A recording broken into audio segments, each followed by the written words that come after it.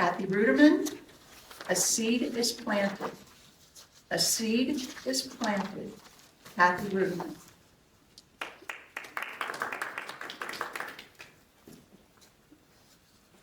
The wheelchair stood in the corner of the house, gathering dust. It was a painful reminder of Howard's late wife and her illness. He didn't need this painful reminder, but he couldn't bring himself to just get rid of that wheelchair. He wanted it to be of use to someone in her memory.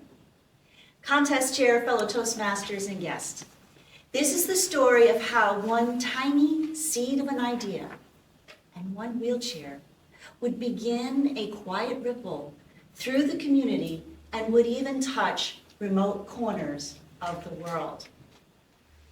While that wheelchair was gathering dust, Howard's fellow church member, Tom Ely, was up in Connecticut visiting family.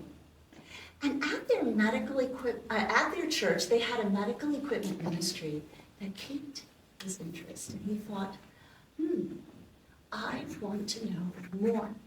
So he asked the volunteers there some more questions, learned a little bit, drove back to New Jersey, and on the entire way back, he thought, can we do this at our church? When he got back home, he approached some friends and said, what do you think?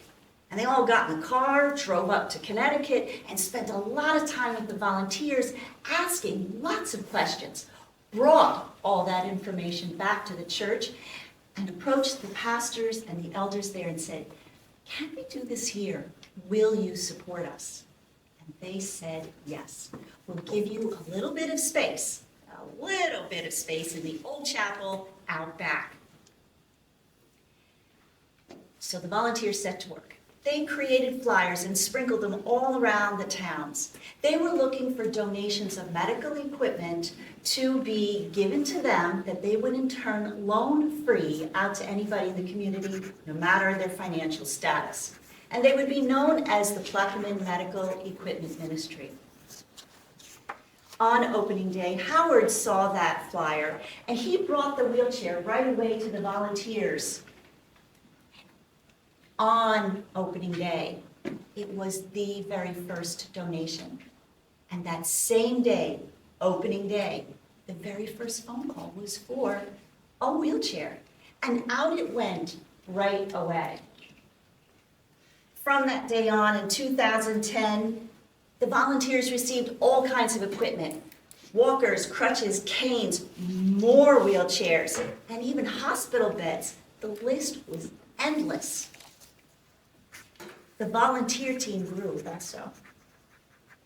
More than 30 people, nurses, physical therapists, occupational therapists, and everyday people like me. And I am so grateful to be a part of something so rewarding.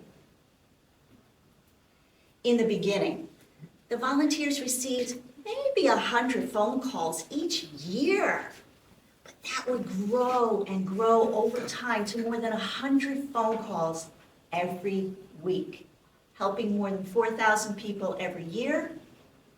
And to date, they guesstimate about 40,000 people have been helped by this ministry.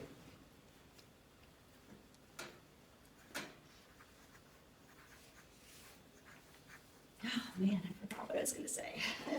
So all of the equipment that was coming in began to overgrow and took up the entire barn, the entire chapel, and the entire barn, and 2 sheds on our property. Truly, we are bursting at the seams. And since COVID, we have a new director, Dave Moore, who has been expanding on Tom's original vision, and now we're taking in pediatric equipment. And our hearts truly burst with emotion when children are being fitted with equipment that fit their growing special needs. And Dave is also working with nonprofit organizations around the world. We support surgeries in Africa. We have medical equipment and going to places like Dominican Republic and Honduras. And if you go to our Facebook page, there is a video of a man carrying a wheelchair on his back up the rugged terrain in Honduras mountains, remote area, all to help a severely disabled woman living on the top of that mountain. All of this began with an idea that Tom had. And he will tell you, his idea was to help some people in the community. But our phone calls are coming from all over the tri-state area.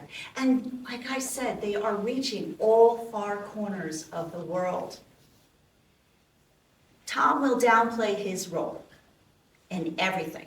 He doesn't even want me to mention his name tonight, and that is too bad. But we all know that it is his legacy, and we adore him for that. So my question to you is, what seed do you hold? What idea is waiting? Don't let it gather dust.